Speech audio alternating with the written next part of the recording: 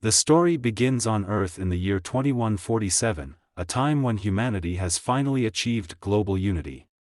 Wars, poverty, and disease are relics of the past.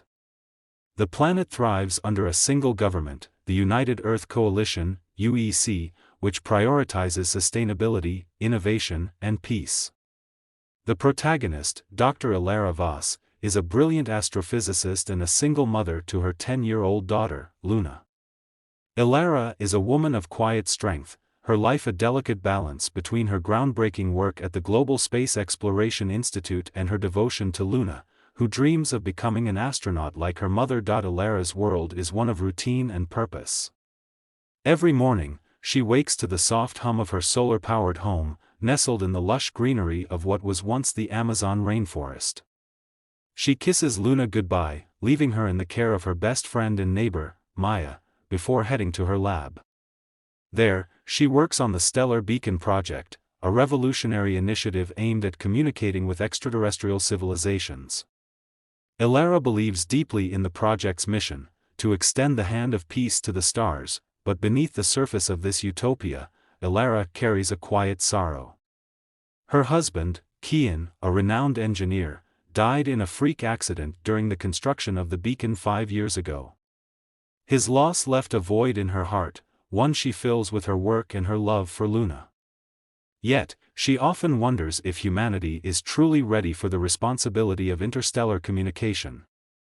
What if we reach out, she muses one evening, staring at the stars, and the stars reach back with claws instead of hands?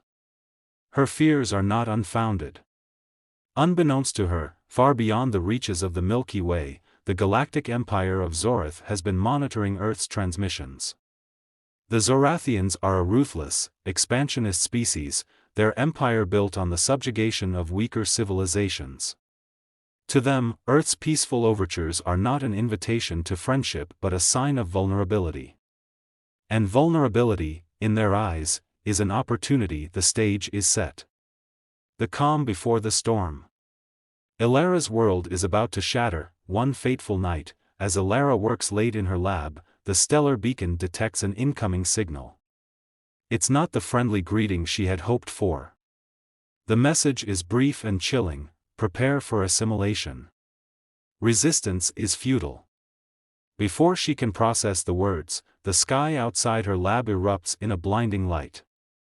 A massive Zorathian warship descends over the city, its sleek, obsidian hull bristling with weapons. Panic grips the planet. The UEC scrambles to respond, but their defenses are no match for the Zorathian technology. Within hours, major cities are under siege. The Zorathians demand Earth's unconditional surrender, threatening to annihilate the population if their demands are not met. Ilara, along with other scientists, is evacuated to an underground bunker.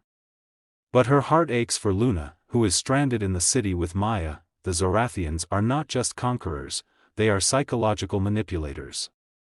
Their leader, High Commander Vrax, broadcasts a message to humanity, his voice dripping with condescension. "You are a primitive species," he sneers. "Your so-called unity is a facade. We will show you the true meaning of strength." His words strike a nerve, sowing doubt and fear among the population. Ilara, however, refuses to succumb to despair. She remembers Kian's words: the universe rewards courage, not fear. Determined to protect her daughter and her planet, she begins to devise a plan. But she is not alone. Among the evacuees is Captain Jackson Reed, a battle-hardened soldier with a personal vendetta against the Zorathians. His family was killed in a previous Zorathian invasion of a distant colony. Jackson's gruff exterior hides a heart scarred by loss, but he sees in Ilara a kindred spirit. Together, they form an unlikely alliance.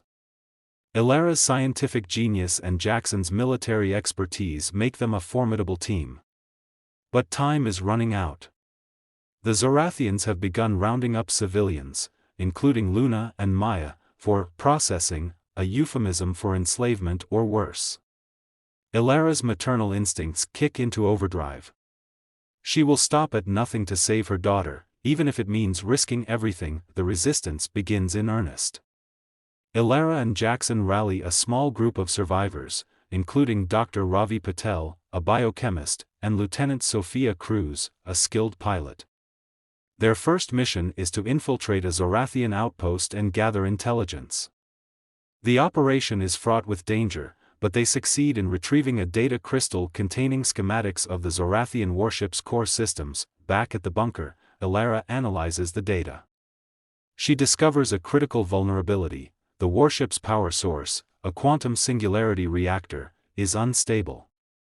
If overloaded, it could cause a chain reaction capable of destroying the entire fleet. But there's a catch. The reactor can only be accessed from within the ship, and the overload process requires precise timing and coordination. The plan is audacious, bordering on suicidal. Jackson volunteers to lead the infiltration team, but Ilara insists on going with him. "This is my fight too," she says, her voice steady. "I won't let fear dictate my choices."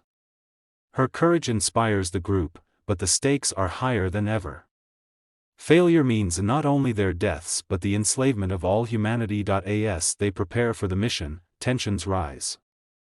Sophia questions the feasibility of the plan, while Ravi struggles with his fear of dying. Ilara, too, grapples with self-doubt. Is she risking too much? What if she fails Luna? Jackson, ever the pragmatist, reminds her of the bigger picture. "This isn't just about us," he says. "It's about proving that humanity is more than what the Zorathians think we are." The infiltration begins under the cover of darkness. Using a stolen Zorathian shuttle, the team docks with the warship. Inside, they face a labyrinth of corridors and patrols. The tension is palpable as they narrowly avoid detection multiple times. Ilara's heart pounds as they reach the reactor chamber. But just as they begin the overload sequence, they are ambushed by Zorathian guards. A fierce firefight ensues. Jackson is wounded, and Ravi sacrifices himself to buy the others time.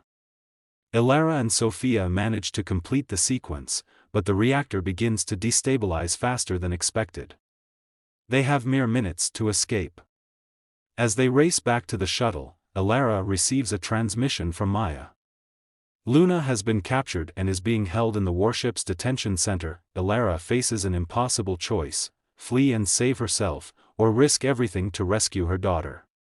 Her decision will determine not only her fate but the fate of humanity. Ilara chooses Luna.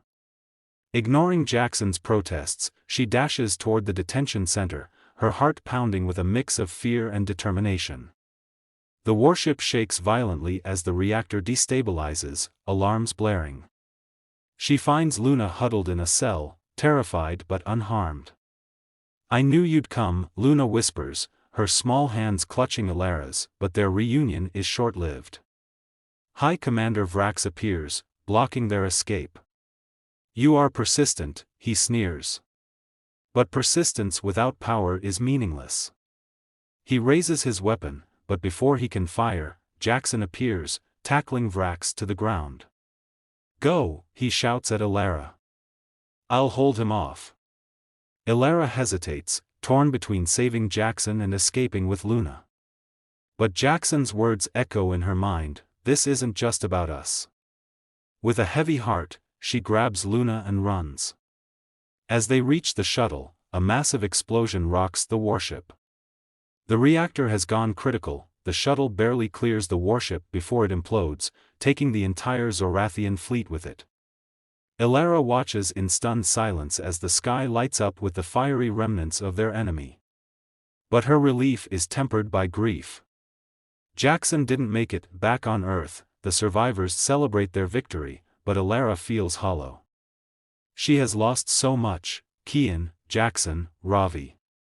Yet, as she holds Luna close, she realizes that their sacrifices were not in vain.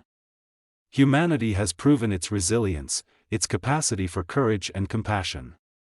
The Zorathians sought to break them, but instead, they became an example of what